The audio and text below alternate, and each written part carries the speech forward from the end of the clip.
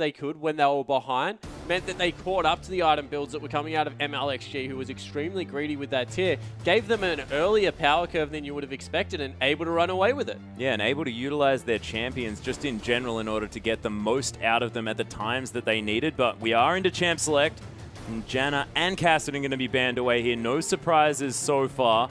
And now with Gamtee on our blue side, they have the first pick potential, and King going to be able to answer with a couple of power picks themselves, you have to think. Yeah, you certainly do, and it'll be interesting to see whether Nidalee is one of them. We've spoken a lot about Nidalee on this patch. Fantastic clear. Can go one of two build paths. I don't think the poke path will see much popularity in competitive play, just because it's so hard to set up these hard CC comps that we're seeing so popular at the moment with the likes of Nah, Lissandra, Kennen, Rumble, Jarvan come to mind. If you don't offer something like that as a jungler, then it is extremely difficult, and it just gives you no margin for error in these team fights. And Gamtee have gone for exactly the same bans.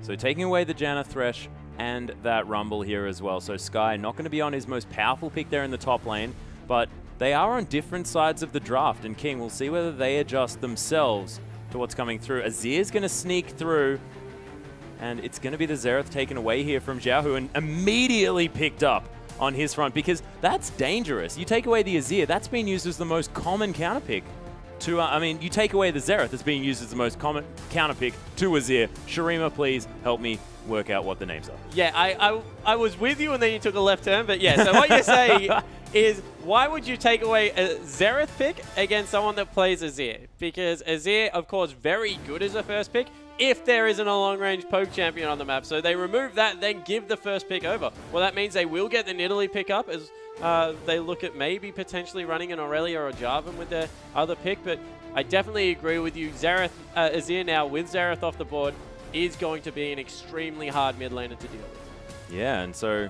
MLXG going back to that Nidalee, more than happy to pick it up very high in this draft.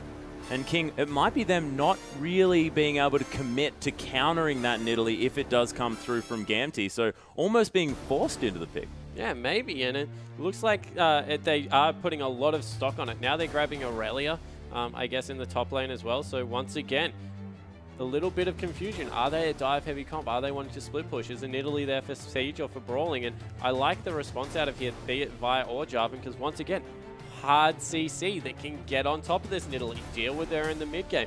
They've got Corki to, I guess, round out the power curve of their comp. Once again, great picking coming through from Gamtee.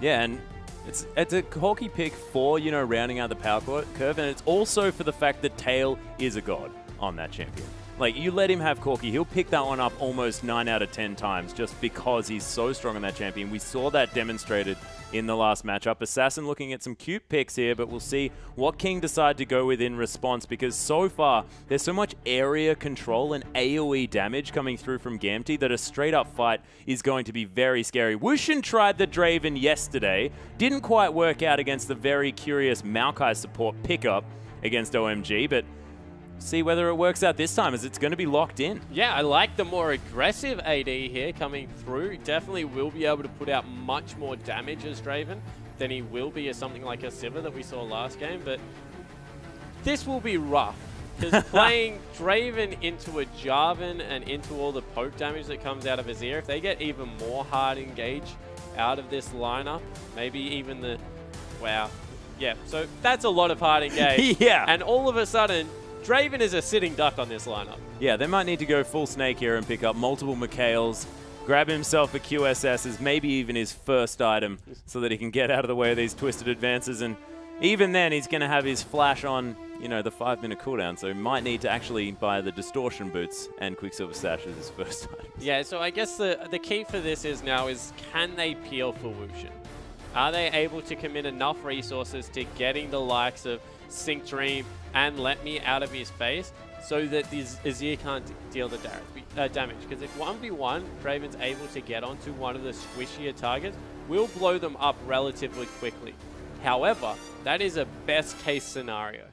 If they're not able to deal with one of these 2 damage threats that will come out of Gamtee, their lineup is so tanky that we'll just continually be able to do that. And it looks like on the other side, they're committing to 2 damage threats just in different lanes, going with the Aurelia and the Draven and more of the supportive mid lane in Lulu. Yeah, and Lulu going to be able to keep Wushin a little bit safer in these fights here as well with that wild growth. Ebb and Flow going to be working from Liam here as well. One of the best sort of augmentative supports in Nami. That Tide Call's Blessing, fantastic for adding damage, and of course a slow to auto attacks. Ebb and Flow for the heal as well. That bubble with fantastic CC, and that Tidal Wave can be fantastic for engage or disengage, depending on what King want here. And that might be what helps against Sync Dream here, who might struggle against the Nami, who's almost the secondary queen of disengage. Yeah, certainly Nami is that kind of champion that feels a role if Janna's taken off the board. Yep. So I do like the pickup. Once again, I was looking through the team comps, and I'm confused what Nidalee does in She the throws King spears, lineup. I think, a bit. Yeah, no, so she definitely... I understand what she does as a champion. I don't understand what she does in the King lineup, because you look at exactly what they're about. They're about augmenting this AD carry, maybe split pushing with the Primal Aurelia. Surge is there. Primal Surge is fantastic, but Nunu does that better and is a better peel. Doesn't offer much peel for the two carries coming through. So unless MLXG can have a huge impact on this early game, have to question the Nidalee pickup once again in this team composition. Yeah, and it was all about Gamtee adjusting to that Nidalee pick, and they have still the same level of hard engage. They had 3 champions that were able to really get on top of the carries the way they wanted to, and it's no different when you swap out a Maokai for an Aurelia.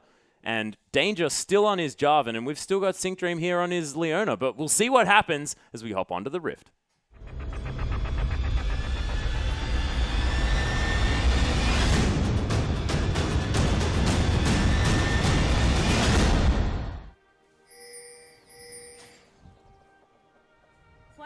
And we are onto the Rift, ladies and gentlemen, with Gamtee taking on King for Game 2, and Gamtee looking to ride their momentum into yet another 2-0 victory. And actually, I say yet another, their first 2-0 victory. These guys have been tying left, right, and center over the last few weeks, but now looking to go for that 2-0. And could it be that King stifles that and they again make for a tie? Because King have been sort of explained as one of these sort of adjustment teams, these teams that can adapt. But yesterday, OMG threw them a curveball, and it was difficult both games round. Yeah, it certainly was. So we saw that they were uncomfortable against it. I think that OMG, of course, is a much different team than what Gamtee is at this point. Gamtee definitely looking stronger since they picked up Xiaohu, and this will be their first 2-0 if they're able to pick it up. And you have to expect that they're very keen to do so. So once again, we're seeing standard starts.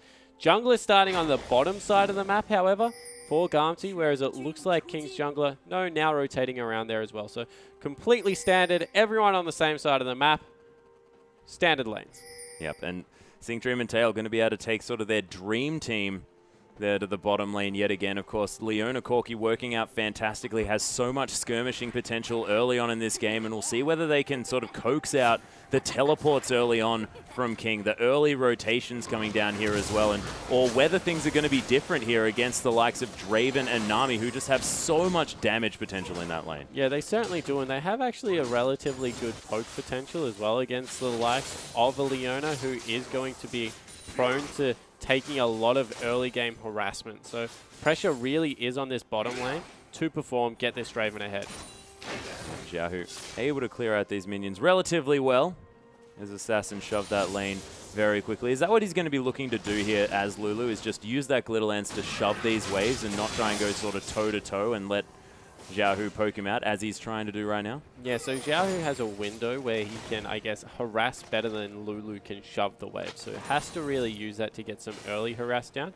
In saying that, Lulu deals with a lot of bully lanes relatively well, can farm from a distance, has a great auto attack amplifier, which is always important on a bottom lane. And we might actually have a 3v3 in the bottom lane at about 3 minutes. Yeah, and that's going to be MLXG easily coming in with the counter gank here as well, but that's Zenith's way to come down. The double bubble here as well, as Wushin's coming in, the double teleports at the same time. The longest auto attack in history for first blood for Wushin, as Let Me Now is getting aggressed on the Equilibrium Strike for the stun here as well, but King, they'll take first blood and they'll back away, and Wushin says, but I didn't even have time to get adoration stacks. Yeah, so Wushin able to pick up the first blood on Draven. That's always a good thing. Red buff makes it a horrible thing for Tail. He's not going to be able to stick around in this lane and farm, and looks like they're going mid for a potential 3-man gank. Yeah, MLXG and Sky, the flash into the Equilibrium Strike here. Oh, the flash out of the Glitter Lance as well from Xiaohu, and he's going to be safe, but the gank squad is on, and they're getting summoner spells. Yeah, they certainly are, and that is an important summoner spell in the mid lane. With the slow that comes through, we'll be able to continually bully the Azir now, so great rotation up towards the map. After a teleport was burnt, beats his opponent in there and not really scared to be bullied around by a Maokai all that much. So Aurelia going to be fine farming, even if she doesn't have that. Oh, she's still got a potion. Yeah, she's completely fine in the top lane. Yep, no worries at all. As MLXG, on the other hand, going to be a different story. Smite coming up just in the nick of time. And MLXG going to be able to take down that red buff. But things were touch and go there. And I want to go back to this bottom lane and what that first blood means, because this is a Leona that is now behind in a lane and doesn't want to engage. Although he does here, actually going straight on top of Wushin. Wushin trying to turn that one around, and it's a good trade. But if Wushin gets any further ahead here, I mean, Sync Dream won't be able to go in with fear of dying. Yeah, so there's a potential that Leona will get blown up, although it gets so much damage from the W, with only really Wushin being the threat here. Will continue to poke. Yeah, trying to get in there with that E as much as he can. Phosphorus Bomb is going to come down to Wushin here, as well as Tails taking a lot of damage, and that slow from the red buff also working out. Yeah, so that was a real bonus of that first gank. Sure, the damage is nice, but they're going to try and push him in as much as possible to deny the back. Although with the amount of damage they took that time around, they're going to have to back themselves. So it is there for Draven if he wants it. However, that red buff meant that the lane got extremely hard, and it's turned into a 10 CS advantage. Maybe more if Wushin's able to clean up these ones underneath turret. He has the gold for a BF sword, versus the fact that Corki was only able to pick up a longsword ruby crystal. And that's a huge item discrepancy.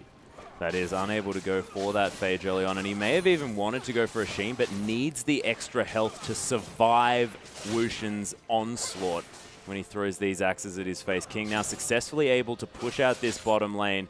Wushin going to go back and maybe just grab, you know, longsword, BF sword, something like that, and really make these axes hurt. Yeah, certainly will be looking to get aggressive. Wouldn't even be surprised if it was something along the lines of boots to stay in range, but instead just opts for a lot of potions.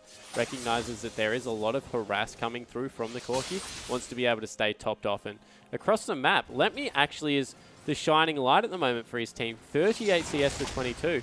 He's performing well on this Maokai. Gone for double Dorans, will probably transition into a rower, and looking to bully early. He's really taking advantage of the fact that Aurelia really wants items to scale up into this game and can't stand against this guy.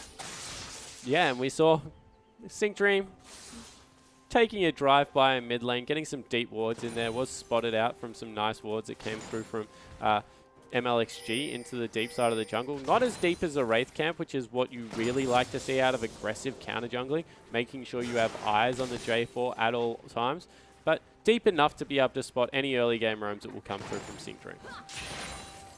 And GT actually managing to get a level advantage here in this bottom side, as they've been able to push this wave right in to King. Wushin almost about to hit level 5 here, as well as that one does come through.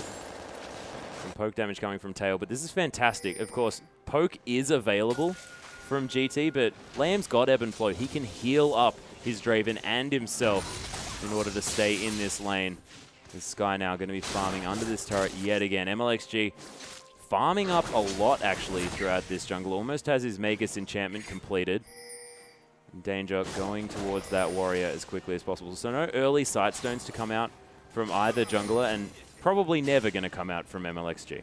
Yeah, it certainly won't be. So looking to get aggressive on both jungle setups. I like that coming through. Nidalee needs to, I guess, be aware of the fact of the hard CC that's coming through from Gamtee. Gamtee were in a similar position last game, where they were behind a little bit, but able to pick up some dragons really meant that they equalized the game out, and in the end won some favorable team fights. So need to make sure that they don't fall into the same trap with Nidalee, where she's fantastic with 1 and 2 items and then really falls away heavily if the heavy engage starts coming through.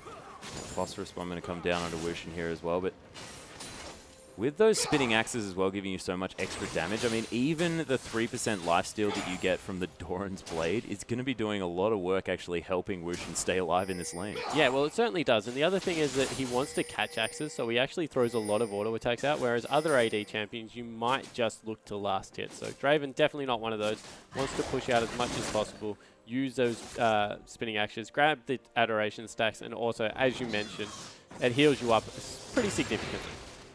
Yeah, and I love that MLXG is going for all these Scuttle Crabs as well. It's a lot of early gold for nothing at all. They're not going to fight back Scuttle Crabs.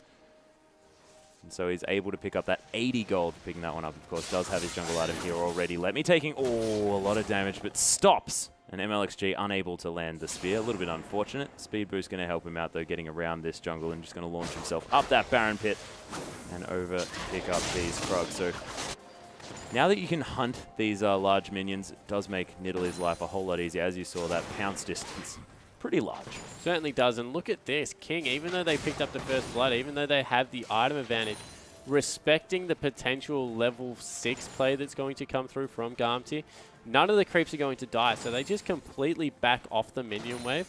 Don't want to skirmish against a Corki at level 6 and Sync Dream, who's about to join him. So great move out of Wushin here.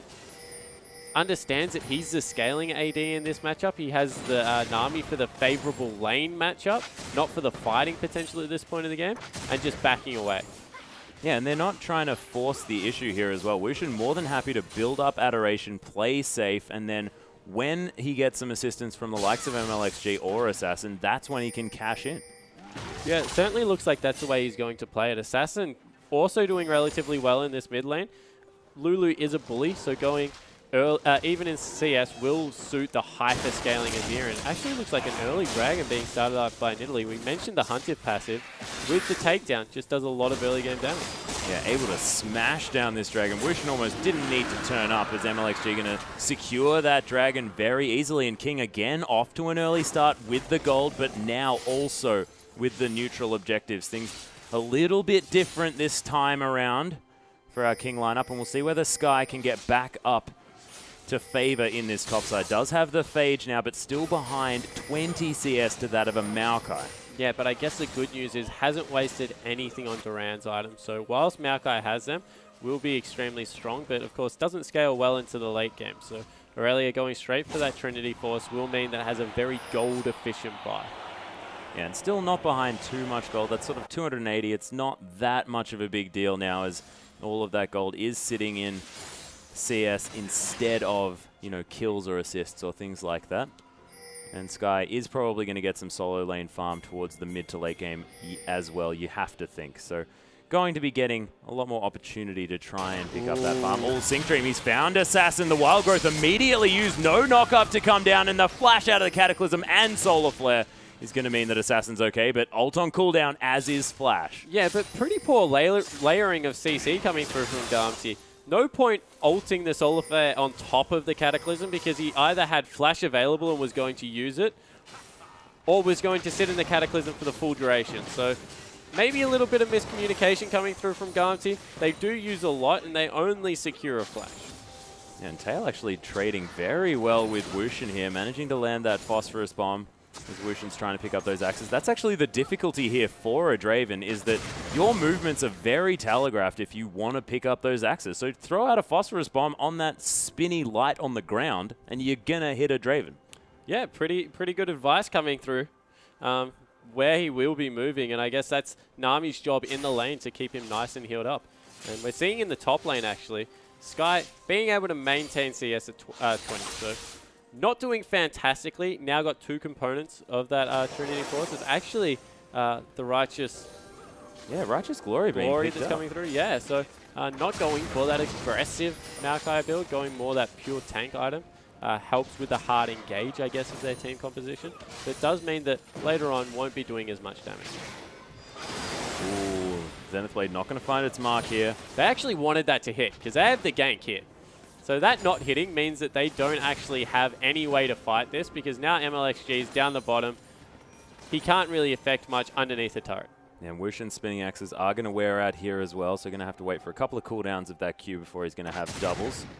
Ooh, Rocket barely going to land here as MLXG was invisible and thought that he was spotted out. Nice work, just throwing that one in there randomly just to maybe tease the fact that they may know that he's there. Yeah, and look what we have here. Sync Dream just packs up shop, wants nothing to do with bottom lane, goes towards the mid, able to secure his team a blue buff for his trouble, so fantastic support play coming out of the Leona player. Yeah, and that's going to deny it from Assassin here as well, who wants to be able to throw out Glitterlance after Glitterlance here in this mid in order to clear out these waves. Does have the Athene's Unholy Grail matched perfectly by Xiaohu's items here as well. But Xiaohu, again, we can mention the fact that doing really, really well against the lane bully of Lulu.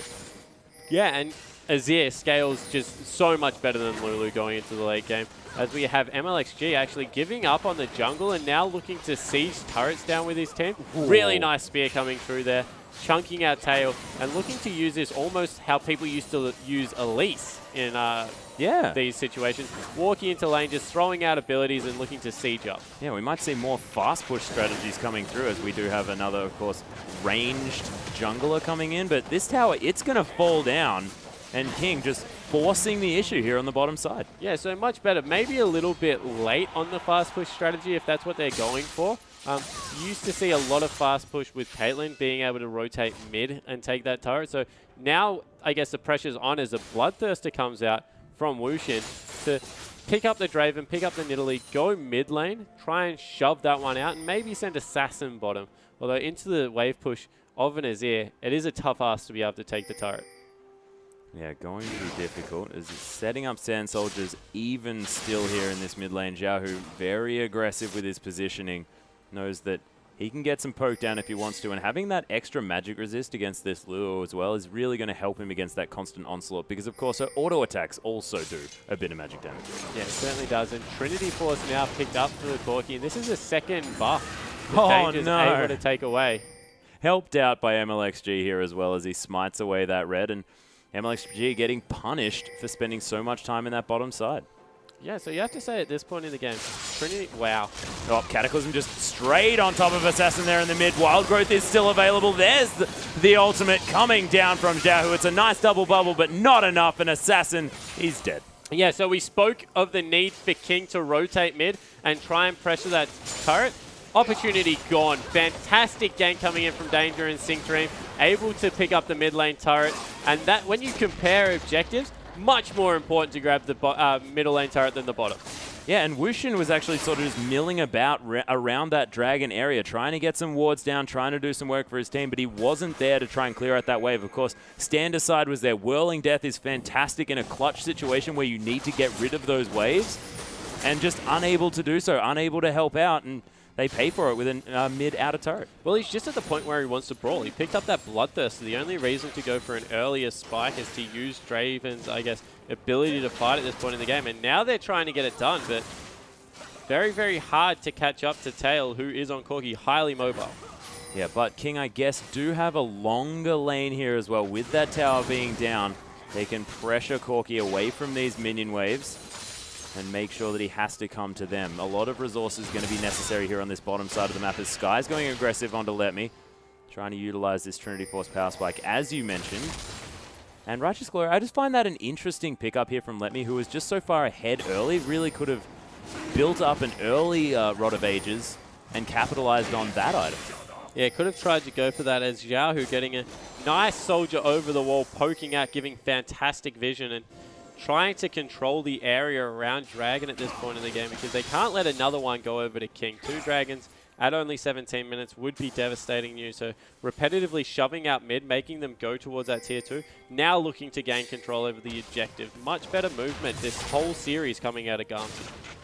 And Let Me actually lower health here than Sky as well. So Sky unable to stop that teleport if it was to come through. And this Dragon just gets melted from Gamtee, evening that one up. King going for the trade here, trying to pick up that mid turret, but the teleport to come through. Solar Flare onto Wushin here as well. Oh my gosh, that Stand Aside was godlike as Danger comes through. The Cataclysm doesn't catch anyone. Let Me right in the middle of the fight. An Assassin gonna get melted. Wushin trying to kite. Now that Bloodthirster doing a lot of work. Flashes out of the way, but Sync Dream catches up. The heal has to be blown. That flash into the twisted advance, and Tail picks up the kill, and Gamtee are team fighting out of their minds today. Yeah, Gamtee just once again picking a heavy engage comp onto a very immobile short-range AD carry, able to clean that one up, 2 for nothing, and pick up the objective. They're in complete control. And Xiaohu looks so comfortable on this Azir as well. 2-0-1 now, has his Stinger on top of that Athene's Unholy Grail. That's a lot of cooldown reduction and a lot of attack speed, and you can see these turrets melting. Yeah, and the 2 most important turrets on the map. the 2 mid ones, not mucking around with the side lanes, just getting in there, making sure that they pick up the important objectives. And now, on the exit, need to be careful because Aurelia still is fairly strong. But if they're able to get away from it, which it looks like they are, 2 really key objectives and 2 kills, Gamtee playing really well. Yeah, and we were talking about MLXG on this Nidalee being able to control buffs, control the jungle. He hasn't got a buff for the last 5-10 minutes. Yeah, he was pushed off his blue and his red and wasn't able to get much counter jungling done whatsoever. Has gone once again for the tier build, and I just have to disagree with what this Nidalee pick does in this lineup. I don't think there is much poke opportunity. Not able to get in there, Brawl is going to scale later than her team would like. I mean, you're playing with a Lulu, you're a mid-game composition. It's just a very greedy pickup. Yeah, they are going to be able to try and steal away this red buff here. Oh, Phosphorus Bomb gets it, and Tail says, thank you very much for the leash. Yeah, so Corki able to pick that one up now for himself, has got the Sorcerer boot, so in a very good position in this mid-game. And the tanky Maokai, we questioned the decision to not go Roa, but you have to say, with the speed boost that came through from Letme and how much damage he was willing to withstand, you have to applaud his decision to go with that one. Yeah, and if Gamtee's name of the game is hard engage, is not wanting to get poked, then I have to say it's an unselfish choice, but really working out. Because Letme, he just wants to team fight. He just wants to be that big tree in the backline making Draven's life hell, and it obviously worked out in the last team fight. Yeah, it certainly did. And when you got a hyper carry in the mid lane and a very, I guess, high damage champion, the way that Tail plays Corki, there's no reason to be another threat. You're there to dive the backline, make MLXG and Wushin's life a living hell. Make sure that the Lulu ult's being used defensively and all of her abilities are being used to peel so that your team can get rid of their front line quicker than they can get rid of you. Yeah, red buff is finally going to be taken here from King. They do manage to pick up at least a buff this game. Wushin going to be forced to back away here as well as Xiaohu and Tail are putting pressure on this inner turret in the bottom side of the map. They have so much tower pressure. This is 4 strong in the bottom lane, completely outmaneuvering. They're going to pick up another 2 turrets for themselves with no response from King. And what have we been talking about these Corki comps? Group with your Corki and take down turrets. And what are Gamtee doing? They're doing exactly that. The teleports come down, but Sky gets immediately locked down. Look at the ults coming on top of that Aurelia. The wild growth is going to be beautiful though. King, they're trying to turn it around. Sky has to get out. The Empress Divide destroys Wushin on the backside though, and Danger stabs Sky in the head. GT again looking fantastic. MLXG, he does manage to take down Tail, but the flash, and there's the Q and the E. Xiaohu finishes off MLXG 4-0-3. He's the carry this time as Assassin tried to come round from the backside, but Letme and Syncdream have discovered him, and the Birdman is approaching. This guy is so scary. Glitterlance, Assassin's just being really annoying now on this Lulu. But this is once again Gamtee, I guess, prioritizing the kill. There wasn't really an objective to push, and in the end it means that I think that was an ace for 1 kill coming through for Gamtee, and all the gold in the direction they wanted. 9,000 on Azir, 8,000 on Corki. Xiaohu, that was a 4v5 when that fight started off, and he ripped through 2 people and deleted them off the map. Yeah, the Emperor's Divide there as well basically squashed them into the wall, and it sort of makes sense that he has so much damage that he insta-kills them, because it honestly looked like their body was destroyed as lamb. Yeah, he's dead. He's real dead. Speaking of bodies that were getting destroyed, that's a Nami. Yeah, well, it was. Champion formerly known as Nami. Yeah, cat food now, I think. Yeah, let's take a look at this team fight again, because it was really impressive force coming through from King, but Gamtee just turning it around. It was actually an offensive Glitterlance, and I think that that's very important. But at this point, the team fight was just lost outright by how much damage Xiaohu was able to output without being harassed. No one engaged onto him, and whilst MLXG, sure, he picked up a kill there. He's 1-1-1 and doing fine for his team, but just not contributing to these team fights the way other junglers would be. Yeah, we see as well. Assassin then on the backside, making Gamtee a little bit frustrated. Yeah, this is where we kind of cued the Benny Hill music, but back at live, top lane turret once again under siege. Gamtee just rotating around the map. They're going again. Yeah, Sky actually gets engaged on here as well. Syncdream right in amongst that fight. A beautiful tidal wave across everyone. Tries to disengage this one as King now. They're turning around. They're trying to make it work. Xiaohu off the backside. MLXG was there for a sec, but he took a ride and he is now definitely dead. Sky still trying to go deep, but Xiaohu with so much consistent damage. The double bubble to come in. Gamtee getting very low. Wushin cashes in some stacks here as Xiaohu. He's still got his Zhonya's. He can still be a threat as that was a huge twisted advance. He's going to pay for it with his life. Xiaohu now going low. Gamtee, they may have kept going for a little bit too long here in this fight. Wushin has a lot of damage. Flashing forward. Another kill. Sync Dream is now the focus. And Wushin with the triple in the end. Turn it around for the ace. Yeah, so King able to come back with a one team fight, but you have to say that wasn't really them playing it well as Gamtee overextending extremely far. King definitely able to capitalize on top of that one, but with the item pickups that came after that team fight, things are so bad right now. Oh my goodness. Of course, we've got the Spirit Visage and the Merc Treads now on top of that Righteous Glory here for Let Me. The Warmog's armor completed for Danger. He is so tanky. And I think you may have been mentioning this Void Staff now complete for Xiaohu. This is a 3-item Azir who's just a monster. Yeah, he certainly is. You couple that with the fact cancelled that buy. You couple that with the fact that maybe the Infinity Edge is coming through from Corki as well, just for even more mid-game power.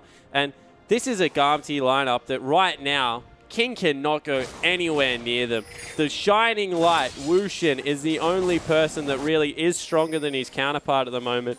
Going for that maybe Youmuu's Ghostblade into Trinity Force build that we've been seeing quite a lot over in China, but even that, he's going to have to go off in a couple more team fights to really pull his team back. Yeah, and Xiaohu actually sold his Void Stuff, bought it back, decided not to commit to that purchase, and picked up an Abyssal Scepter instead. Notice the fact that MLXG is not a tanky jungler. He has none of these statistics, and he wants to be able to just launch himself into that backline and destroy the Nidalee, who can be so annoying. Yeah, and you saw him jump over the wall and shove Nidalee back into the team, and this has always been the, I guess, downside of Nidalee. Very linear champion.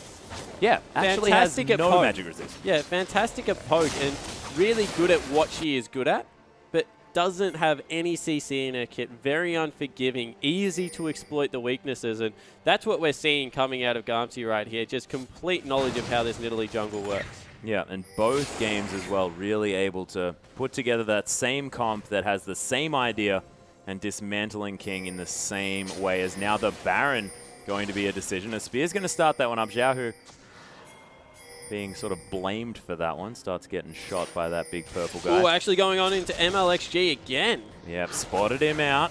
Spear not going to find danger here as well, but MLXG is going to be able to slink away.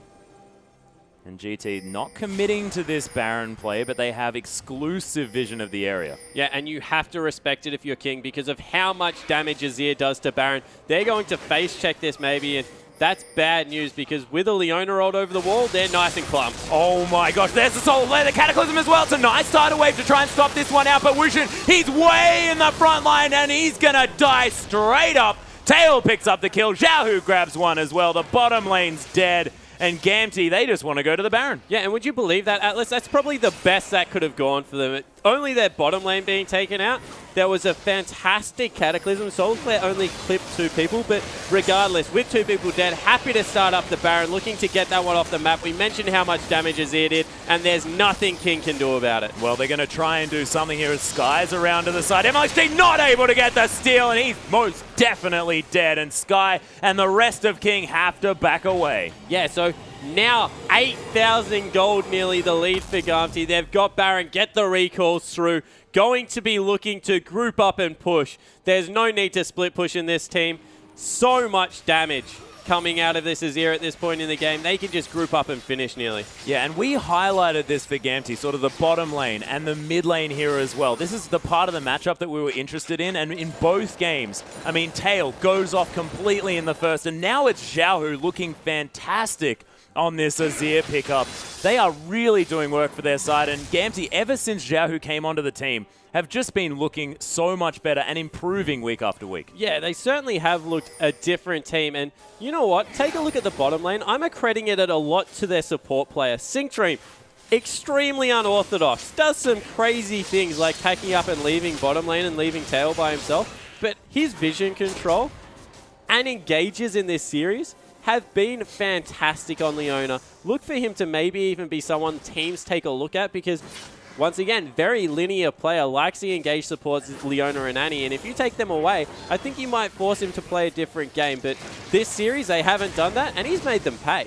Yeah, and it might be part of Gamtee's banning strategy as well, taking away that Thresh and Janna that Syncdream doesn't like as much and making the enemy support uncomfortable. The inhibitor turret's going to go down. Gamtee, they're going to start this fight up. Oh my god, he was dead for a second, was Liam. And Wushin, that solar flare was godlike, and look at the damage from this Corki Azir. Sky trying some fancy footwork to get out the backside, and Danger diving very deep. But King have been torn to shreds, and this bottom lane has been punished for that early lead over and over again. Yeah, they certainly have, and it looks like they want to continue to try and push in, and the problem with the flank coming through from Nidalee means that they're not grouped as 5, and the force is just too easy. They're looking to close the game out. The Nexus turrets are falling down now. Gamtee putting a clinic on this series as they take their first 2-0 in the LPL in such emphatic fashion. Xiaohu says see you later to MLXG. And Gamtee, my gosh, what a statement. Yeah, we came into this matchup saying, is this King's time to really take over a series and prove that they're that LSPL team we were looking for? Flip that on its head. Gamtee's come out with an absolute emphatic win, sticking it to King from start to finish. You take away that Draven kill in that game, and that was all one-sided. It was, and it was just the team play, and when Gamtee were orchestrating these fights, it was working out beautifully. They're hard engaged, like you mentioned. This is the playstyle of Syncdream, and they just work around him, and it was just beautiful play. And the draft phase as well, you have to say that picking sort of prowess and intelligent use of champions here as well, and mind games that they play in that champion select is just beautiful. Yeah, it certainly was. And over the other side of the rift, King really have to look at those drafts and say, what was Nidalee doing in there? Understand that it is a very strong pickup, but just didn't suit Game 2's composition. And I think we actually have a replay, speaking of Game 2, that we can jump into. So if we get this one rolling out, this is a 4v5. So let's just jump straight into it. They're retreating here, teleport comes through, and they see the teleport and straight away pull the trigger on Sky, who gets a very good wild growth, but keep your eye on Xiaohu, because this guy, this ultimate right here, cleaning up 2 people, deleting them off the map, and as long as those 2 threats were on the backside, not being controlled by King, they were just in a better position. And even here, MLXG gets picked up by Xiaohu as well, and once again, the Nidalee, 1-1-1 at that point. Wasn't a bad pickup as a solo.